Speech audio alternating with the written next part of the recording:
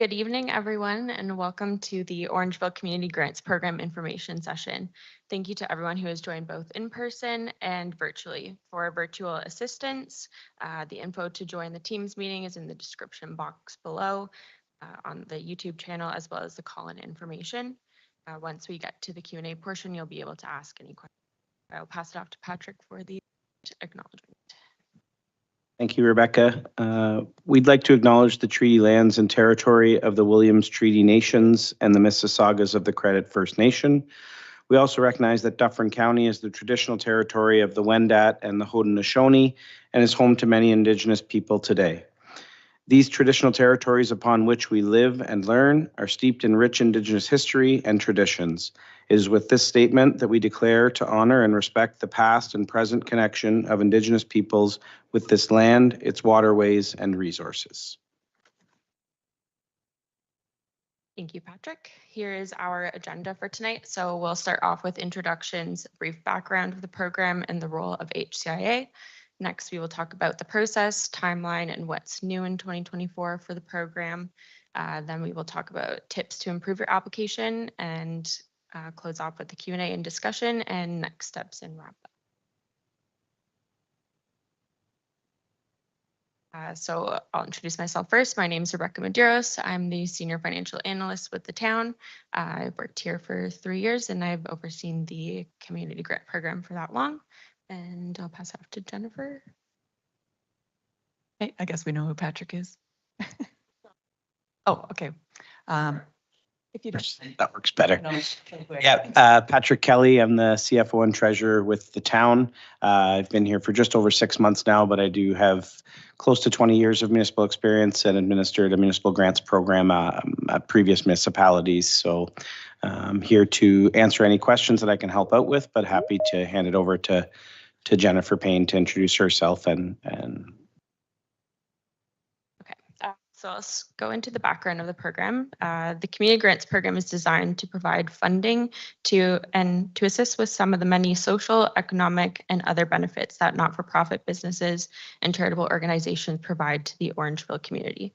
This program was overseen by the town staff previously.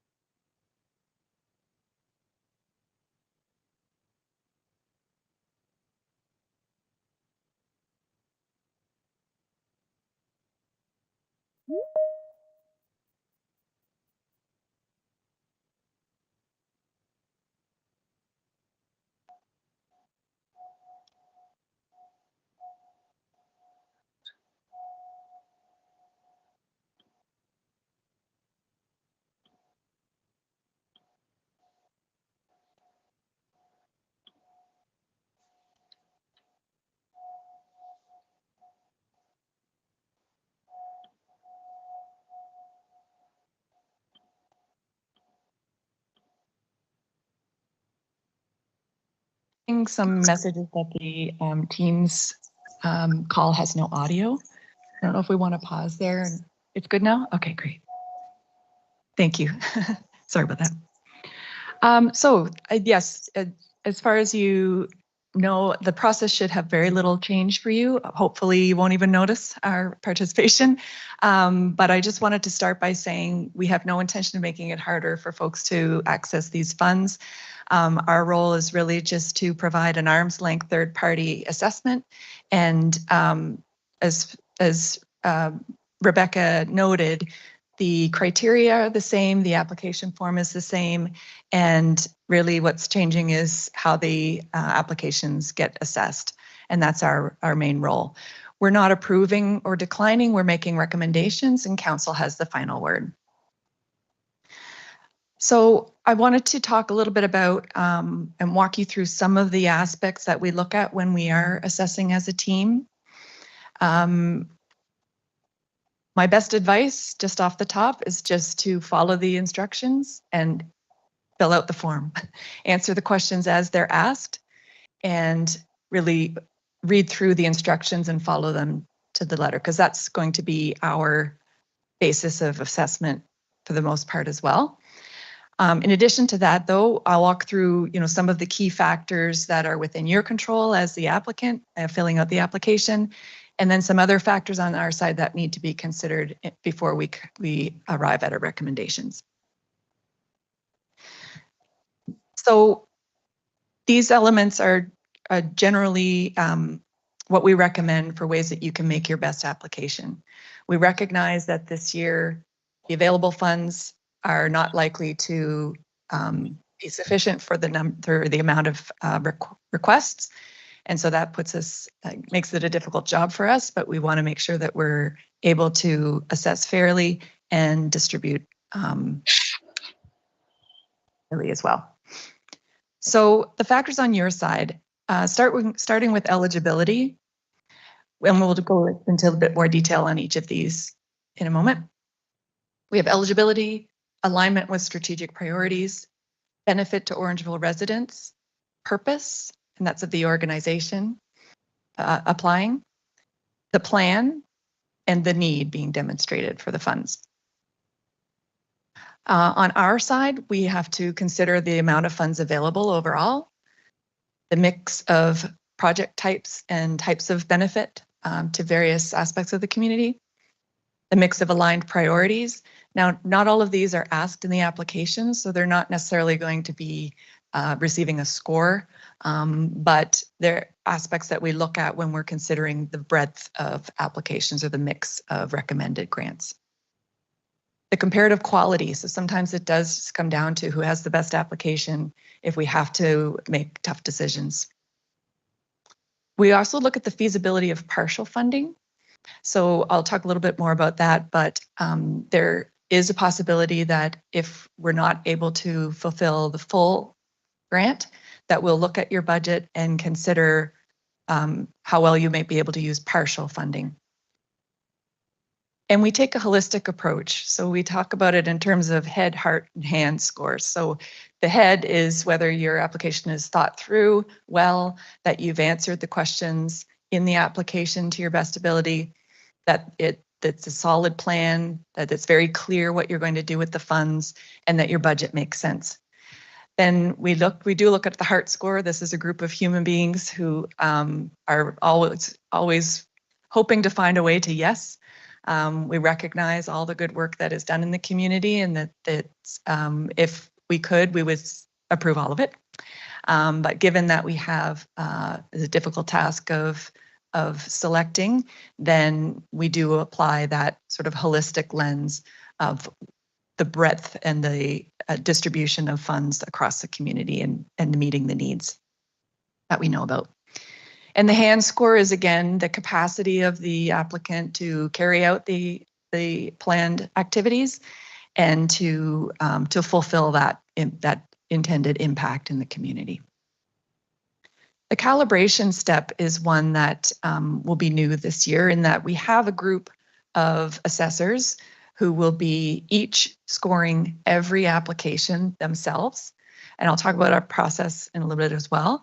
But we do this calibration step where we bring all of those assessors together in a group discussion, and we talk about where the diversions were and where we were in agreement. And then we discuss why the applications might have hit people in different ways. So it's a really well-balanced way of group scoring that we use. So again, our total allocation is $56,800. So as you can tell, we will have some very difficult choices to make, I'm sure. So the most you can do to help us with that, we would appreciate very much in your application. It is a competitive process. So moving into eligibility, there's no real change here from last year's application.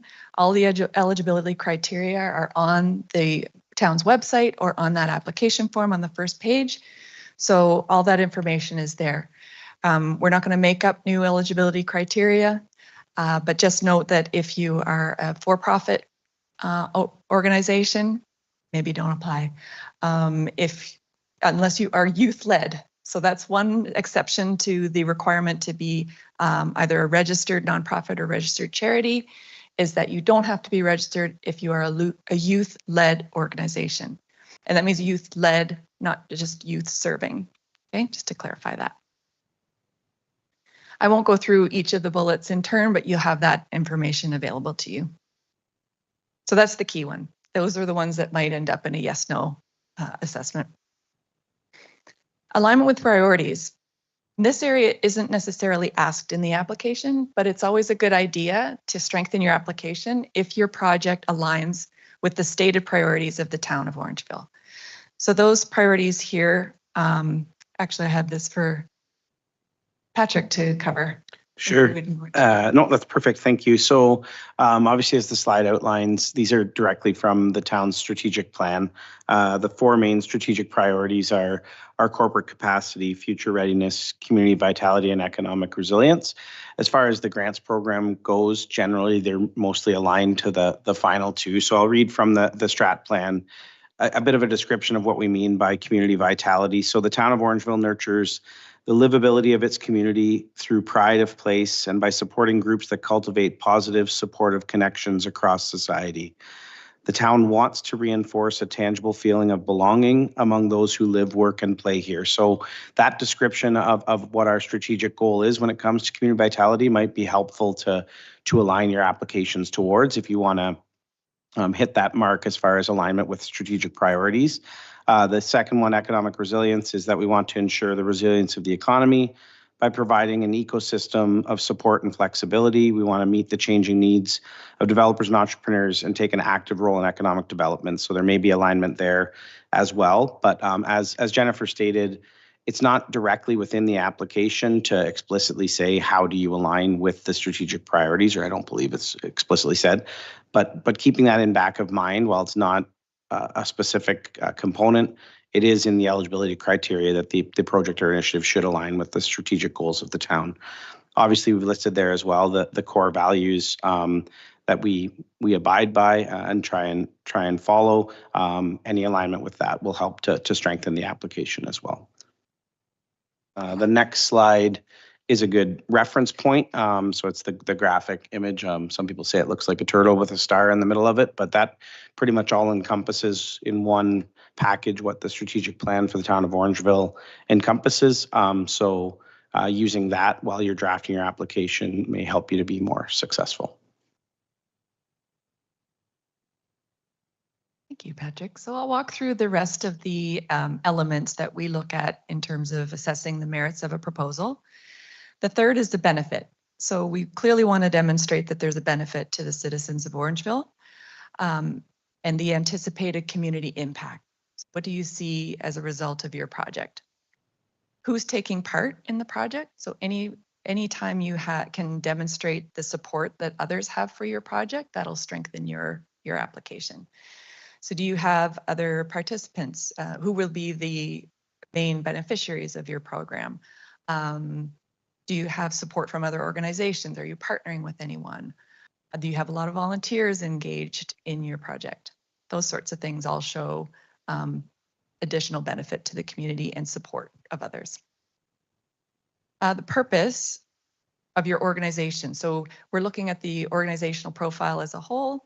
What are your mission, vision, purpose, and objectives? Do you have the capacity to carry out the project? So I mentioned a little bit about that. We're looking for sound, either track record or history or financials when you submit those with your budget. So again, with that evidence of community support, it could be additional financial assistance. So in your budget, you'll see that there's a spot to identify whether you have other contributors who are helping with the costs, whether you've leveraged funding from other sources, if you have volunteers engaged, that those elements are on the application form. Anything that's straightened and you're showing that your project strengthens or supports the longevity of your organization, and that the activity is applicable to that mission. We're looking to make sure that if we do recommend the funding, that it will be able to be used for the stated purpose. So anything you can do to strengthen the credibility of the organization applying. And then we look at the plan and the need. So is the plan and is the budget well thought out, reasonable for the activities that you're stating, and reasonable for the impact that you expect to make? We want to show how the funds will be used, so the specific activities, and that that the plan you have with timelines, milestones, and that sort of thing is reasonable for that anticipated impact. Again, we mentioned the evidence of community support, so who else is on your team, essentially? And then there's evidence of the need for both the program or the project you're proposing, as well as the funds to support that project. So do these activities duplicate existing efforts? If so, what's unique about your proposal? What a need in the community does it meet? We want to clearly see that the financial need is demonstrated as well. So what you have in your budget supporting the activities you're proposing, and that you don't have sufficient funds from other sources. Why are you coming to this grant? Why the town of Orangeville? So making that connection to the purpose of the community grants program connected to the project you're proposing. And what would be the impact of this particular funding that you're requesting on the overall project success? And do you already receive funds from the town? That's not, that doesn't make you ineligible, but that is a consideration whether you're already receiving funds.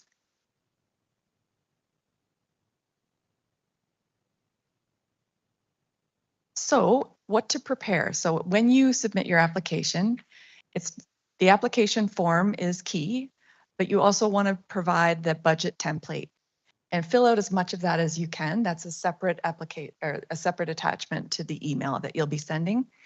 And you'll be sending your applications to grants@orangeville.ca. You're also asked to include a recent financial statement. The instructions say to include the most recent year, but we recognize that sometimes given fiscal calendars, you don't always have the most recent year.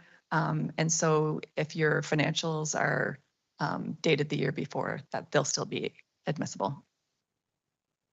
Be sure to include your registration number for your nonprofit or charity. And that is a 9-digit number with RR0001, not the corporation number, for clarification there. Saves us time in looking it up.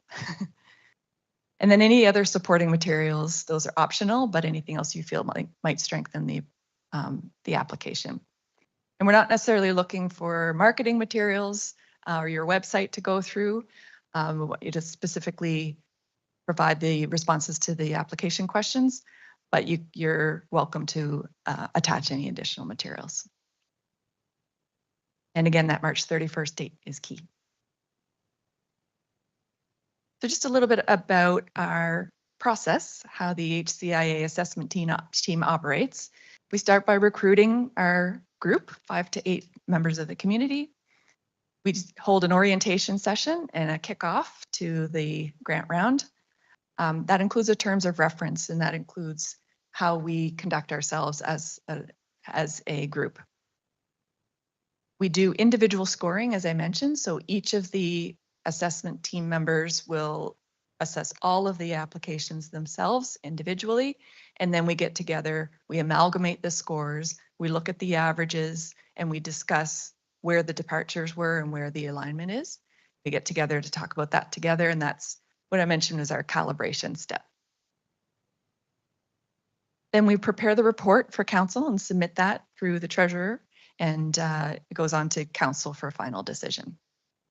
And that's the extent of our engagement in the matter. So just a few last minute tips before we get into questions. That these are just general tips for grant writing overall, not necessarily just for the town's community grants program, but we always recommend that you're succinct and avoid using jargon. So make sure that we understand what you're talking about and that you answer the questions as they're asked and be concise. Be clear about how you plan to spend the funds. If we have to make a decision on a partial fund, it needs to be really clear what from your budget we could cover. We're not just going to pick a random number. We want to be able to see elements in your budget that could be scalable. Either you could do more or less with a portion of the funds. Show your big picture thinking. So we want to see that if your project is connected to a broader movement for community improvement, for community well-being, that you're working on upstream solutions perhaps, then that's all going to strengthen your application as well. Highlight any outside support. So again, who's on your team, let us know. And if you didn't get approved or you got partial funding, feel free to ask why. We always provide rationale in our reports, and we provide insight into that discussion. And we're happy to take questions or to discuss the results with you or our recommendations after the fact.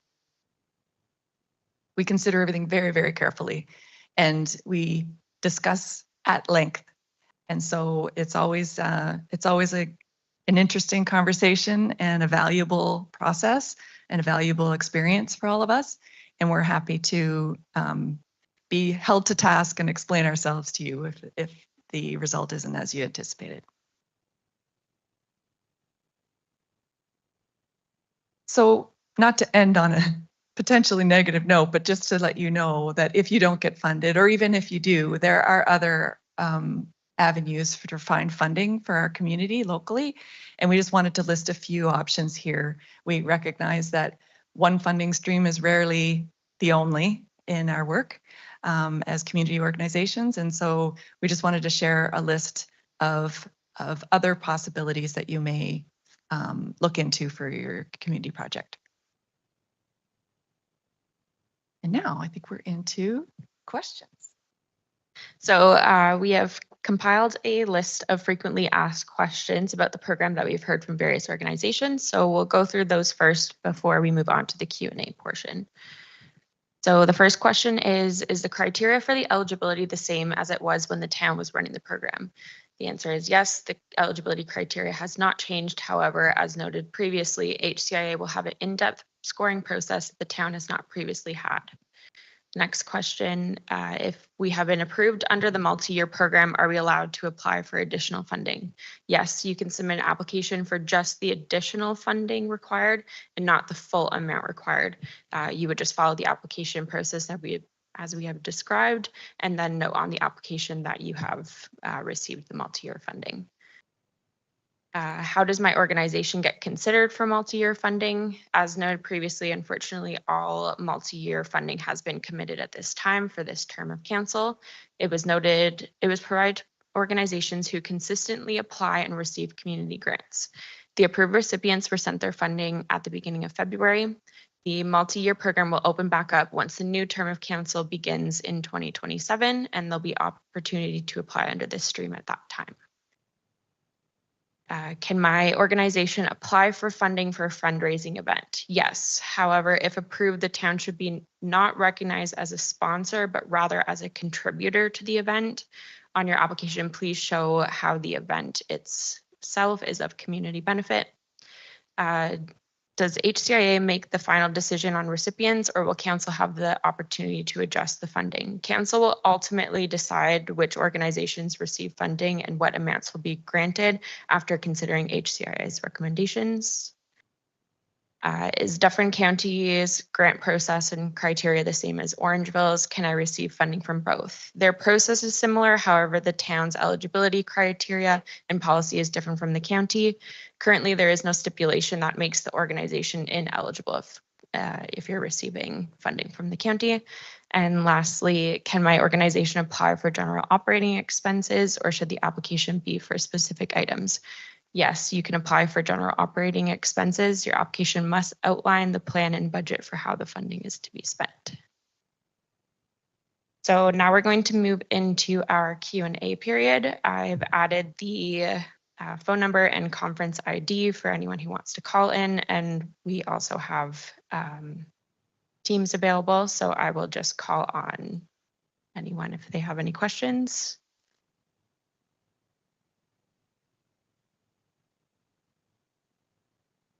Does anyone have any questions?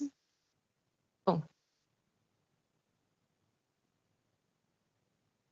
So the question is, my organization is located in Mono, but the vast majority of people that we serve are in Orangeville. Are we still eligible?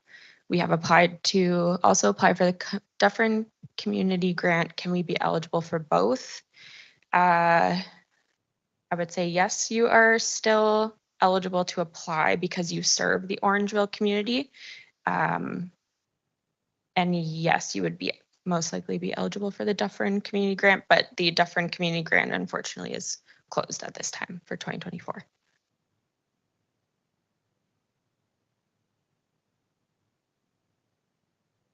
Yeah. Questions? Yeah.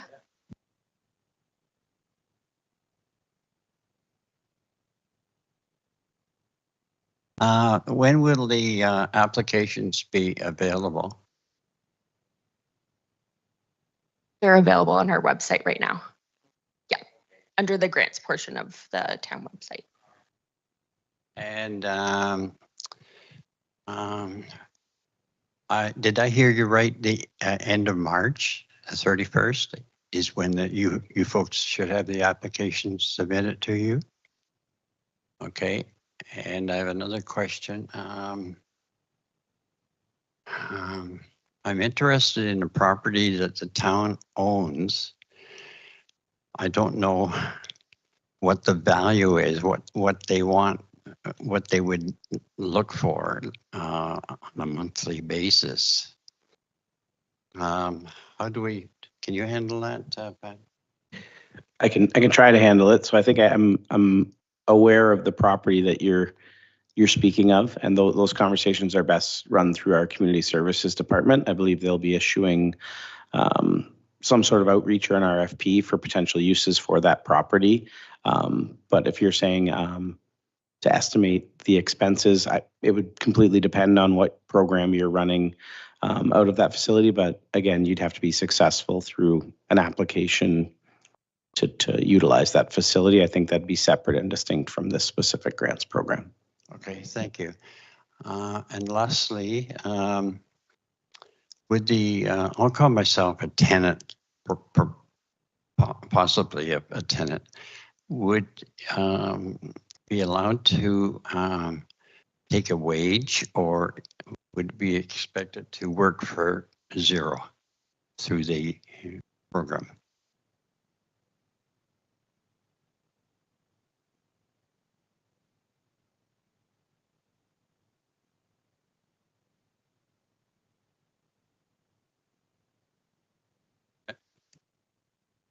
I'm thinking of maybe $2,000 or $3,000 a year. Could that be included in the application? So to my knowledge, there's no listing of ineligible expenses. So if it's part of your budget, it's part of your budget. I would just maybe advise that it's very clearly stated what that item is for, how it will be spent, and how it will impact the community. And I have another question. Is it only 2 applications will be accepted? So there's 2 intakes that we're doing. So we're doing the first intake now for applications, and then a second intake in August and September if we have funding available. So if all the funding has been spent in intake 1, then we wouldn't have a second intake. You're able to apply for both, but it may not get it if you were successful in the first intake and there's other organizations that need the funding, then we would likely go with. Accepted for the first intake, you wouldn't naturally have to come back, would you? The second application. Okay, and can you just once again tell us the amount of monies that would be available? I believe it was 52,000 or something like that. 56,800. So in total, that's the total amount we have available to all organizations. My question is this open to individuals or strictly organizations? You have to be a registered not-for-profit or a registered charity.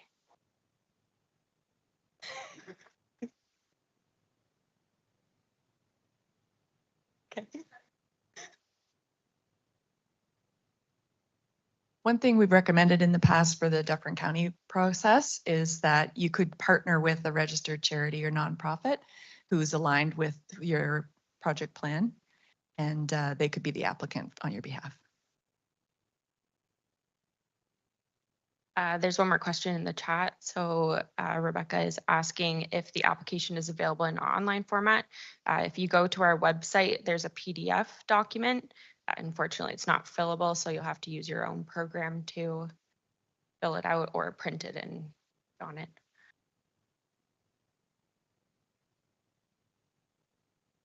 Any other questions?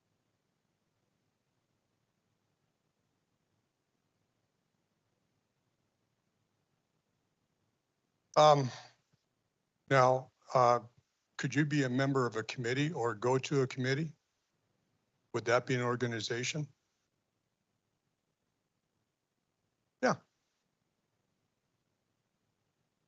Yeah, we'd probably have to look to the, to the eligibility criteria. I would assume that existing town committees, which are funded through the tax base, there's budget allocations for committees, likely would not, even if they aren't, I shouldn't speak too soon, if they might be eligible, I would assume they wouldn't score extremely high because they're already receiving funding from the municipality towards said committee. But good question. Thank you. I would just add that if you'd like to try to find a local agency, a nonprofit or charitable organization that you would partner with, I'd be happy to have a call with you. Sure. They're a registered charity. I can't speak for them. They may already be submitting an application, but we're connected to at least 179 local agencies in serving the community. So across Dufferin, I should say, but give me a call if you want to try to find a partner.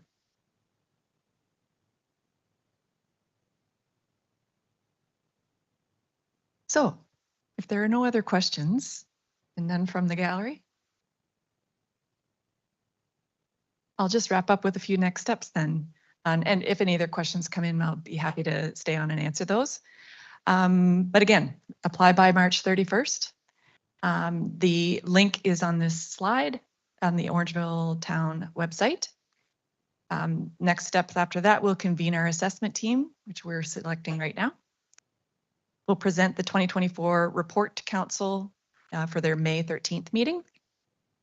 We review feedback from participants too. So if you have any observations from today or from your past experience with the process or from this year's experience with the application process, we'd love to hear from you. We're always learning and trying to improve. So we welcome your feedback. And then another new step that we are considering for this round is collecting and sharing recipient stories. So if you are successful and you receive a grant, consider that we may be following up to share that story of the impact you've had on the community. So we're still sorting out some of the details on how we'll move that forward, but we would love to have you keep in mind as you implement your project to keep storytelling in mind. Take photos, track numbers of people and who's participating in your program and the impact that you're having that we'll want to document and share with the community for your funded project. Thank you. That concludes our presentation. Happy to take any additional questions. Stick around a little bit, I'm sure. But otherwise, you can always reach out to us for questions if they come to you after when you've processed all of this. grants@orangeville.ca or action@headwaterscommunities.org. That'll reach me. Very much.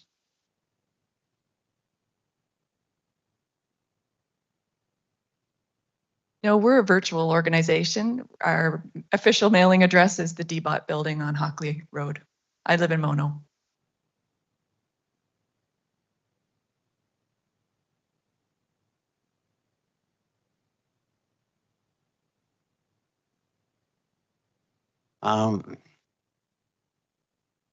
Upon making the application out,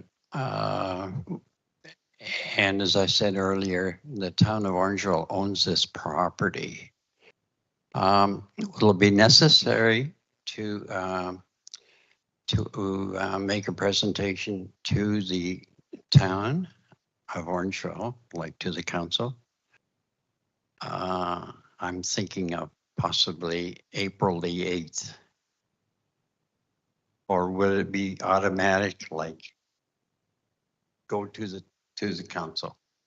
Yeah, so I think as you're likely aware from experience, any request to speak before council would need to go through our clerk's department. Again, the specific initiative you're speaking of, I would reach out to Heather Savage and Community Services, given the building for next steps on that. But speaking in front of council, I don't think through this grant program we wouldn't be expecting applicants to do presentations in front of council.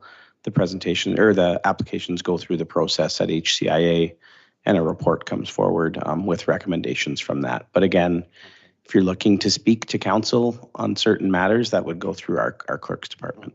So let's say the application is approved, wouldn't be necessary to go to the council. That will be taken care of. Am I right? Yeah, thank you.